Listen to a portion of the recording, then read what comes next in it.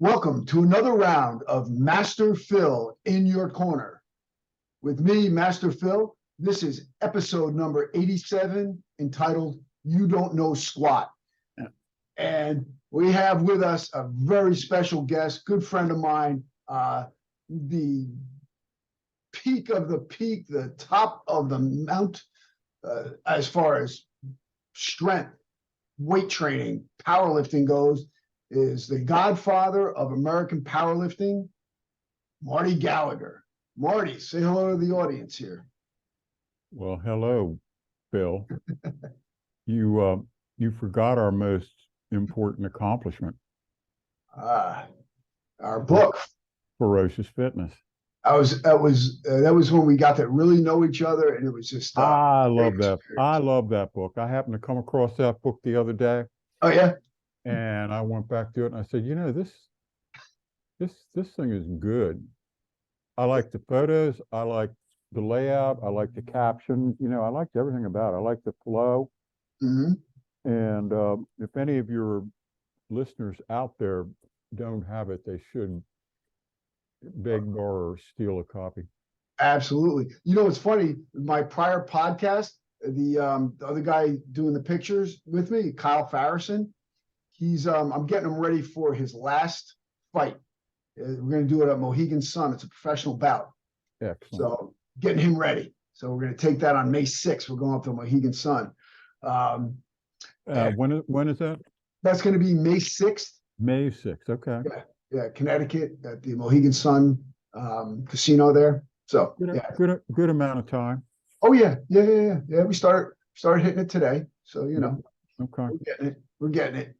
So but talking about squats, like, you don't know squat, and it's funny because when I first met you, actually I had the same philosophy on squat and steps. Look, my squatting obviously is nowhere near your level or the guys you train level, but if you can tell people a little bit about your squatting background, your own, and then some of the guys that you have trained, who have world records. So I think. Well, Phil and I both Phil spent a lot of time at the Rendezvous in College Park, as did I, and back in the day. And we both know that the key to human power and the key to athletic prowess is leg strength. Leg strength above all else. Okay, that's the key. And that's also the key to longevity and functionality as you get deeper into the fourth quarter of life, and the legs are paramount. And of the leg exercises, the full range of motion squat is the undisputed king for building leg power. And so, I was talking about this with somebody in Austria earlier today, and it was like a perfect squat is like learning they have professionals to teach golf swings, and they have batting coaches to teach batting swings, and they have coaches in tennis that only work on your serve, and it's also specialized. And it's the same thing with a proper squat or a deadlift or power clean or a snatch. It's a complex biomechanical movement, and it takes a long time to get it right. And if it's done right, it's very humbling, because if you do ass on heels goblet squat type squatting, you're going to be weak as hell. And a lot of people don't like that. They'd rather handle a sloppy 405 than get humbled with a 80-pound kettlebell. Yeah, it's funny that you see all these trainers, they get people at the gym, and the person's never squatted, and yet they're loading up the plates, they're loading the bar into their back, and then they wonder why they have back issues, hip issues, knee issues, Yep. so forth. A lot of people don't even realize the connection between the ankle and your ability to squat. And everybody, as soon as they break their hips, they bend forward. You don't never want to have the barbell in front of your knees when you're squatting. Never. That just turns your spine into a derrick, a fishing pole, You don't want that. You want to keep your shoulders back over or behind the knees. You want to keep the shins vertical. Mm-hmm. And you want to get ultimate depth. And we love the goblet squat. That's the great entry level. All our techniques are based on that, on a proper goblet squat. What do you do in a goblet squat? You have vertical shins, ass on heels, upright torso, and it's all leg. Then that's what we want our squats to be, all leg. The thing is that people also don't realize that sometimes that's the only squat they're ever going to need to do.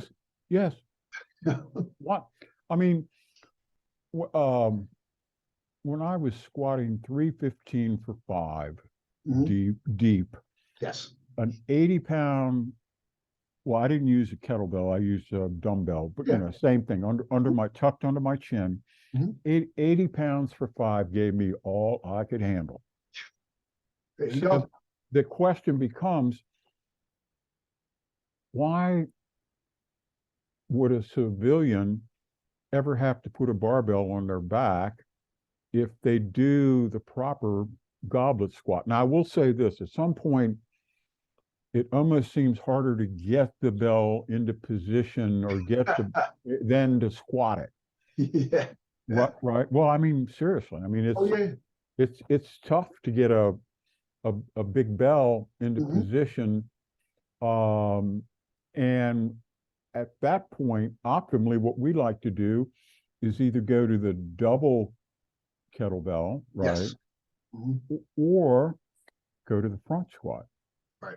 What most closely resembles a goblet squat is the front squat. Elbows high. Also, front squat forces you to squat upright. Yes. So now I can't do front squats because people with arms past a certain diameter, I can no longer use the Olympic lift rack position. And I don't like that bodybuilder crosshand front squat. I don't like that. So I go to high bar back squat, but really high bar back squat. Yeah. Not kind of high bar. Yeah, that's go ahead. Yeah, when I'm doing my squats, if I'm front squatting, I generally just use a couple of heavy bells, and if I'm gonna back squat, I don't low back squat anymore because I just put them up on my traps. Yep. That's right. Way up there. Yep. Makes it harder. I'd rather get more out of less weight and put less. Yes. Make light weights heavy. That's our bumper sticker motto. And also the idea of the higher up it is, the more unstable it is. You're lengthening the lever. The shorter the lever, the more powerful the stroke. That's why people use a low bar. Cassidy, my mentor, used to say that every inch you could get the barbell down your back was good for 40 pounds. Now, he was an 800-pound squatter, so a 400-pound squatter, but that would be 20 pounds. So every inch a 400-pound squatter could get the bar down his back, if he could get it down 4 inches from the high bar position, then he could realistically look to pick up what, 160 pounds. Wow. Yeah. Well, but there's a difference between competing and training, though, too. Yeah, in competition, the rule is, the IPF is that, and it's a good way to look at it, in the International Powerlifting Federation, the rule is that if the squat is not unquestionably below parallel, fail it. Okay. And if it's in the gray zone, or if it's right there, fail it. So that takes a lot of the guesswork out. If your first instinct is, that was kind of in the gray zone, just turn it down. Yeah. Yeah. So, but the problem is that it still leaves a zone of weakness, even 1 inch below parallel. We'll still have the inch below parallel all the way down. We like the goblet squat because the goblet squat, you come out of the deepest possible position. Mm-hmm. You can't get deeper than a goblet squat. Now, I'm assuming that you're able to relax your leg tension and maintain that upright, that posture, where your butt's about 2 inches off the floor. You're just sitting just bolt upright. And when you come up, you don't need to jolt or let your tailbone come up behind you. You just come up with leg power. Hey, a question for you, because you brought something up before, and you said, when you get heavier with the goblet squat, it's hard to get the bell into position. So, would you recommend? Let's say you're limited on the bell size, whatever the case may be. Would you recommend then having them do the squat slower on the way down and up, and hold it at the bottom and lock it at the top? Just make the time under tension longer to get. Oh, you mean once you shift to barbell? Yeah, either way. Or you have a kettlebell, and like, let's say you have a kettlebell, and like I mostly, like, I'll grab them by the bell itself as opposed to the handle, especially when I go. Oh, that's a good idea. I never thought of that. Yeah, I started doing that recently because, holding on to it. Yes. You have a 100-pound kettlebell there. Yes. It's really hard to hold with your hands. Yes. I've come underneath it. Yes, it was more of a grip issue for me than it was the leg issue. And I was like, that's why I went to the dumbbell. The dumbbell's good. You can get your hands underneath. Mm-hmm. Yeah. But at some point, even that, it's just cumbersome. Yeah. To get it into position and everything. And I don't have a problem with proper barbell back squat, but I want to be able to hit that ultra deep ass on heels with the barbell on my back. Yeah, we build our squats from the bottom up. Everyone else builds their squats from the top down. Yeah. Well, that's also another thing, because there's a definite progression. I know we've had this discussion before, but when we start with a body weight squat, goblet squat, then a front squat, then a high bar, then a low bar. Yeah, you got to earn the right at each bus stop, right? Yep, absolutely. Do not pass go, do not collect $200. If you really, if you don't, because the goblet squat technique is really the technique. Yes. We want to replicate that. We want to carry that over to the front squat. We want to squat like that in a high bar back squat, and we want to squat like that in a low bar back squat. Now, we don't have to go as deep in competition. What a wonderful thing. Mm-hmm. Right? Oh, you what? I only have to go down to 1 inch below parallel? That feels like cheating. Ooh. Man, what a great feeling that is on competition day, huh? Yeah. Same philosophy goes with fighting. If you have to fight 3 rounds, train for 6. Yeah. And competition day is a walk in the park. My guys that I train a bunch of local guys once a week, and they deadlift after they squat. And because of that, if you heavy squat before you deadlift, it's going to knock some of the tar out of your deadlift, right? Yep. So, but they pick it up in competition. Everybody picks up 50 to 80 pounds in their deadlift, because all of a sudden they don't have to deadlift 45 minutes after they heavy squatted. Now they get to maybe take 3 to 4 hours between the time they squat in a competition to the time they deadlift in a competition. And they're like, man, this is fantastic. You mean we don't have to deadlift 40 minutes after we it's like, yes, right? And they all pick up huge amounts of poundage. So they suffer in training, but they thrive in competition. Everyone else is trying to match what they did in training, right? I've seen you guys before, and I know that you basically only train them once a week. Are they doing anything else on their own, or they just, Oh, they can. I mean, if they're young and aggressive and yeah, they can, but that's the core. A lot of these guys are, they're auto mechanics or they work at Walmart or they're UPS drivers and they work long, 60-hour work weeks and they got families and kids going to football practice and baseball practice and you know what I mean? So they have no damn time during the week. Saturday's reserved for this family and so Sunday they come and train with me for 2 hours, myself and Kirk Kowalski if Kirk's yeah. around, and we train from 9 to 11. Mhm. And we've been doing this for I guess close to 15 years now. These guys are rocked out competitive uh regional level lifters. Everybody's 100% drug free, but man, I'm telling you, we have some strong, fit guys. Yeah. And it's again, what do we do? The only thing we do overhead press, Mhm. squat, bench press, deadlift. If we have time, we'll do some arms, Mhm. and off they go. That's it. And they're done all resistance training for the week. Now, do the young guys come back in and do other stuff? Yeah, they do. Mhm. But I would say 80% of them do not. That's all the resistance training they do for the week. Wow. And these guys are, like you said, they're very, very competitive and they're very strong. I've been there.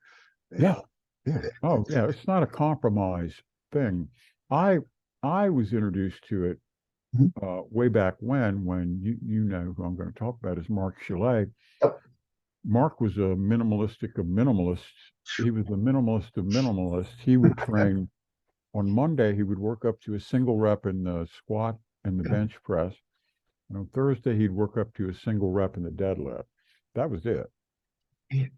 Wow. And this guy set world records. I mean, he deadlifted 880, weighing 270, Wow. squatted 1,000. A lot of weight. And that's all he did. So he opened my eyes Mhm. to how little a guy can do in the pure strength game and improve. Okay. Now, I'm not saying that is just the uber core, the nucleus, Yes. right? Now, later on, about 10 years later, I trained with another incredible lifter named Ken Fantano. Kenny doubled 633 in the bench with no shirt and squatted 944 for a double with no Wow. suit, ultra deep. He was just a bear. Yeah. Um, but Ken he owned a commercial gym and he couldn't get any serious training done during the week because he had to deal with clients from, and he was the owner proprietor. So he was there from opening till closing. So during the week, he's going to be there from Phil, six in the morning till, That's like you know, 9 or 10. 10, Depends. 10 at night Yeah. with his wife bringing him supper by, right? Yeah. Yeah, that crew. So he would do all his training on Sunday. He'd shut the gym down on Sunday, and he would allow a select group of guys to get together, and we would squat, bench press, deadlift, and do some assistance work. And I won the Connecticut State Championship that year. Wow. I squatted 660, weighing 220. Nice. And I could training once a week. I was Yeah. I was running a warehouse at the time. I was running a steel warehouse in Milford, Connecticut. I was in charge of like 25 warehousemen. I was ramrod and that, and I had no time. 6 days a week, 10 hours a day. Wow. You do that, right? You're at the warehouse Yeah. because Yeah. you're the boss. And then, Mhm. but on Sunday, I'd go train with Ken, and again, one time a week, but had a great training cycle, right? You- And you- it's like I'd opened my eyes to this whole thing about, you know what, when it comes to strength, Mhm. we can get, and I'm talking about absolute strength Right. as opposed Right. to explosive strength as opposed to sustained strength. Mhm. three separate and distinct types of strength. Our particular area of expertise is absolute strength, which would be like powerlifting and isometric stuff and maximum payload, short distances, right? Explosive strength, what Olympic lifting, kettlebell lifting. You moderate the payload, but it's maximum velocity, right? And then sustained strength, that's your MMA drills, right? Pick up a 100-pound heavy bag and run up a hill. Yeah. Right, or do the 5-station versa climber immediately to jump rope immediately to boom boom, and 5 cardio stations 60 seconds each, right? Yeah. That kind of stuff. That's sustained strength. So in the absolute strength world, you can make incredible gains with very, very little training. 1 time a week in the lifts, that's what we do. We squat, bench, dead, and overhead press 1 time a week. We might stretch it out. We might do assistance work if we're in the mood, but at the minimum, and we only work up to 1 top set. We don't do 5 times 5 or 3 times 8.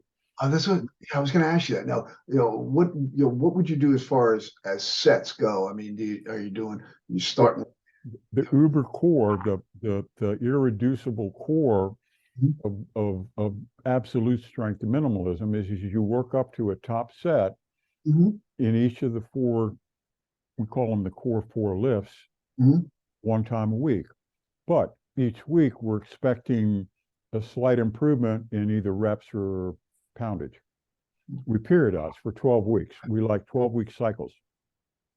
Yeah, I like 12-week cycles. I call it the 90 days of suck. Yeah. Yes. Yes. Yeah. Because in order to exact a change, it takes 90 days. Yeah, and you ease into it. You don't beat them up at the beginning of the cycle. You ease into it. You get the momentum, the rhythm going. You get the techniques down at the beginning of the cycle. Then the second 4 weeks is when the real work starts. Right. And then the final 4 weeks is actually a little bit easier because you're peaking. And peaking is a little bit easier than building. Right? You don't want to beat your athlete up too much toward the end of this when you're competing in a strength competition. Yeah. You're not worried about them gassing out. That's not the issue. Yeah. It's about you got to be cock strong on game day, brother. And that's it. And again, if you're in a 1 rep deal, it's just like, okay, primed and rested. Now, interestingly enough, when I reread Charlie Francis's Speed Trap book, and he talked about how he built top sprinters, and he picked up so much of his strategy from 2 sources. One, the Iron Curtain sprint coaches and the Canadian powerlifters. And the idea was that in order to build human speed, an athlete has to run at 102% when they're 100% rested. If they run at 102% when they're 79% rested, they won't get faster. No. They can get fitter, but they won't get faster. It has to be a record exceeding effort when you're completely rested. That's the only way you get faster. Now, in absolute strength training, it's the same way. You have to, in order to get stronger, you have to have 102% effort when you're 100% rested. No matter how good your result is, if you're 78% recovered as opposed to 100% recovered, you just left 22% on the table. Yeah. Right. Now that's in strength and speed. That's not true in cardio or sustained strength. There's different rules, but in absolute strength and absolute speed, you need that rested effort. You can't pound it every day and get stronger. You can get fitter. You can get better able to put out what you already have. more often, you'll be able to exert every day what you're capable of. But in terms of extending those capabilities, no. Yeah. That makes sense. Makes sense. Interesting, isn't it?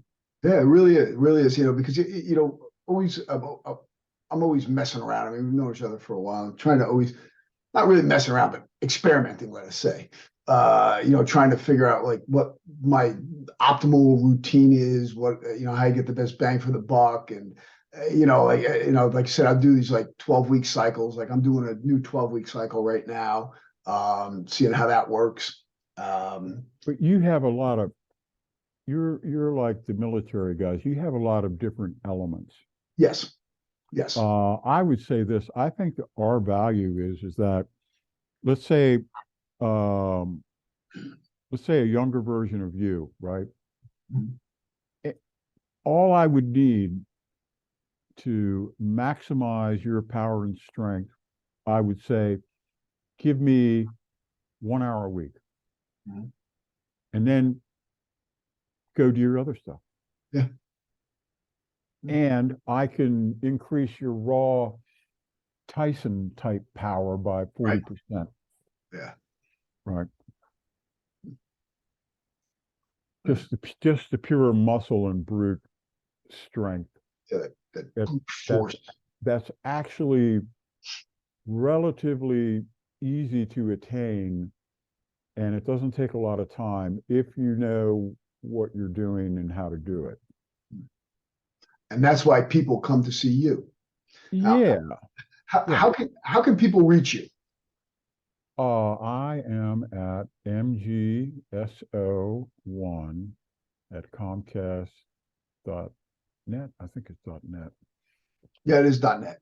I'll put that in the description. Also, we have a website, functional strength -.org, and that's sort of the repository of all the stuff that I've created over the years. My wife is kind of she's very much sort of a microbiotic, organic person, grows her own microgreens and stuff. So she's got a whole angle on that. We're big into the cooking, eating. We live in the country. I'm not microbiotic. I'm a barbecue and steak guy, right, Phil? and I'll go to the I'll be right there at the Italian restaurant with you. Yeah. So, and then also you're on Instagram and Facebook too, right? Yeah, I should know this stuff, man. Yeah, it's at the Marty Gallagher. Yeah. Okay. Thank you, buddy. Thank you. No problem. Yeah, man. And you're Marty Gallagher on Facebook. Yeah, and Phil and I are going to do something together here in the future. Oh yeah, I'm looking forward to it. I always love working with you. So we had you over in New York City when we did the seminar at Reload in Manhattan. Yeah. They ate you up with a fork and spoon. They love that. Yeah, definitely have some fun. Yes, sir. And, drop some knowledge bombs and give people. Yeah, man. Yeah, give them what they need. Give them what they need. But Marty, it's always a pleasure to have you on the podcast. Yes, sir. And look forward to doing more work with you. And don't forget, people should also check out our book, Ferocious Fitness. Oh yeah, A Purposeful Primitive. Oh, Purposeful Primitive. It's like a Bible. That thing's awesome. That's at I guess Amazon or Dragon Door. Yep. You can get it out of the place. All right. Thank you, Marty Gallagher, and thank you everyone for tuning in. All right. So we'll do it again soon. Oh, absolutely. You kidding? All right, buddy. Thank you. Thank you. Strength. Yes, sir. Bye, Phil. Bye-bye, Marty.